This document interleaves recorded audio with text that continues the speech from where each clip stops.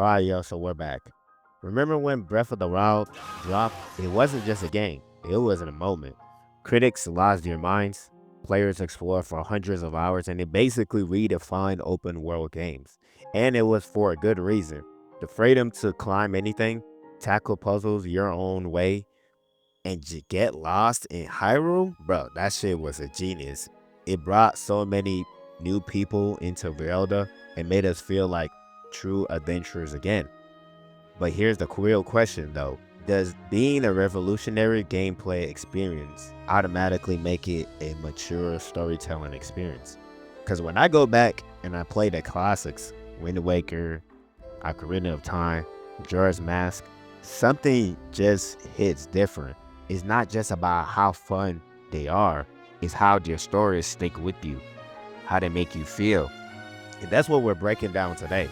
So yeah, I put crazy hours in Breath of the Wild, but when it comes to emotional depth, narrative weight, and the things that make you think, it just doesn't hit the same. It just doesn't hit like the oldies. Now, I'm not talking about the dark and edgy stuff. I'm talking about mature. The stuff that deals with loss, time, failure, the heavy stuff. The kind of storytelling that doesn't let go. But hey, let's dive right down into it. So when I say mature, I don't mean rated M for bloods and guts. I'm talking about games that tackle real, weighty themes, such as loss and grief, the passage of time, accepting failure, the end of the world as a feeling, not just as a setting. Games that make you connect deeply with the characters and where the stakes actually mean something. That's the good stuff. In the classics, the dangers felt personal, urgent. Majora's Mask, bro, you literally have the moon falling on you. You got 3 days. You see people in Clock Town panic, argue, give up. You get invested, like with Anju and Cafe. I think that's how you say her name. Cafe? Cafe? Cafe? I think it's Cafe. I say it Cafe. Nah, but you get invested like Andrew and Cafe trying to marry before the end. And if you fail, you watch everybody die. It's brutal. In Wind Waker, the flood isn't just backstory. You literally go down and see Hyrule frozen underwater. The king let it die so that Link and Zelda can have a future. It's not about saving the world, it's about letting go of the past. Ocarina of Time, right? You literally pull the Master Sword thinking that you're the hero, and yet it traps you for 7 years. You didn't wake up to a ruined world. You were locked away while it happened. The world fell apart on your watch, and that's kind of a heavy burden on a kid. Now, if you look back at Breath of the Wild, the calamity already happened. You lost 100 years ago. You're technically just cleaning up the mess again, in a sense. Ganon is still a threat, but there's no ticking clock. You could hunt Lynels for 50 hours while Zelda holds back Ganondorf all by herself. There ain't no urgency. The stakes feel distant and they're almost academic in a way. Now, I ain't gonna lie. Breath of the Wild definitely has a depressing atmosphere. You know, the ruins, the piano music while you're riding your horse through the world, the dead guardians. It's kind of like a beautiful, sad vibe, but it's often just that, a vibe, a backdrop. The older games baked dear themes into the story. The sadness wasn't just in the environment, it was in the plot. Majora's Mask is literally a masterclass at this.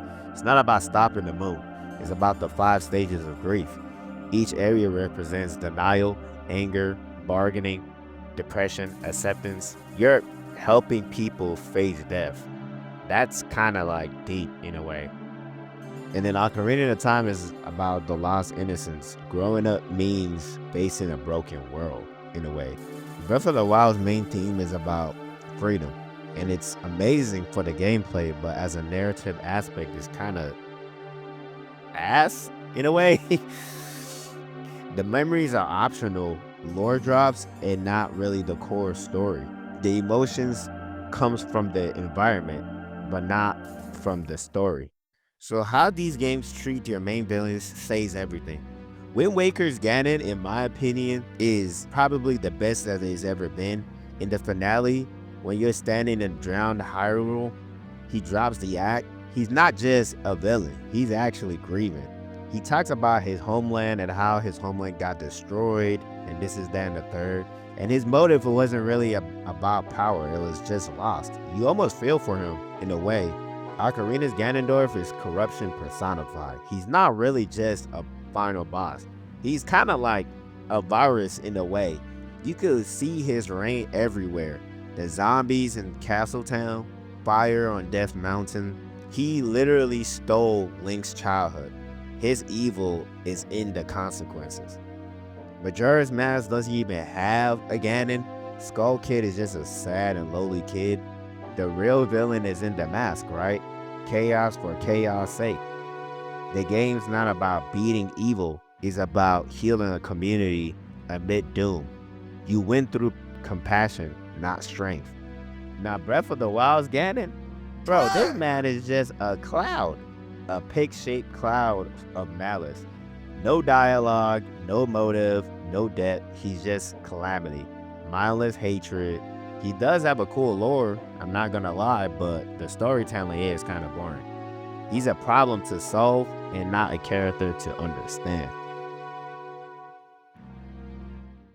When you think about the old games, Andrew and Kafei racing to Mary as the moon falls, the king of the Red Lions drowning with his kingdom, Tetra, a pirate first, princess second. Now, if you look at Breath of the Wild's champions, Nympho, Revali, Urbosa, the rock guy, what's the rock guy name again? I kind of forgot, I ain't gonna lie. They got cool designs and all, and one personality trait, but that's really about it.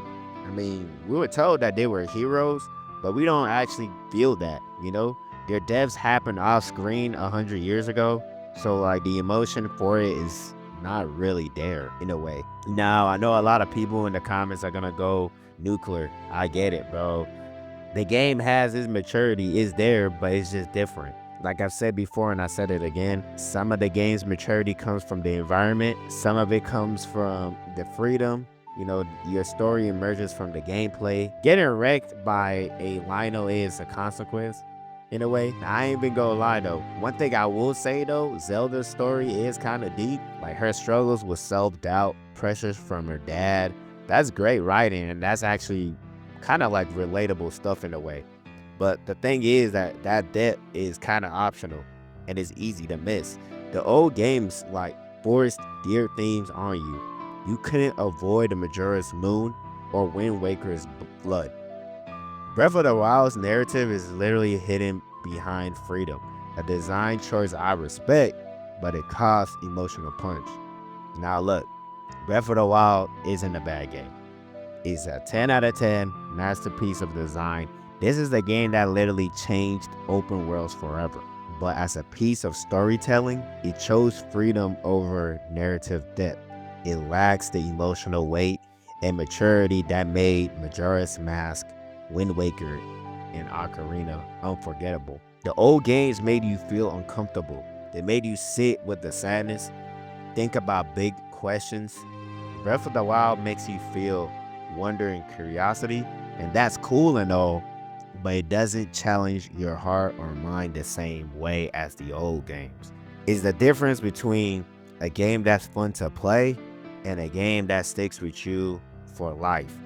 But hey, that's just my take. That's what I think.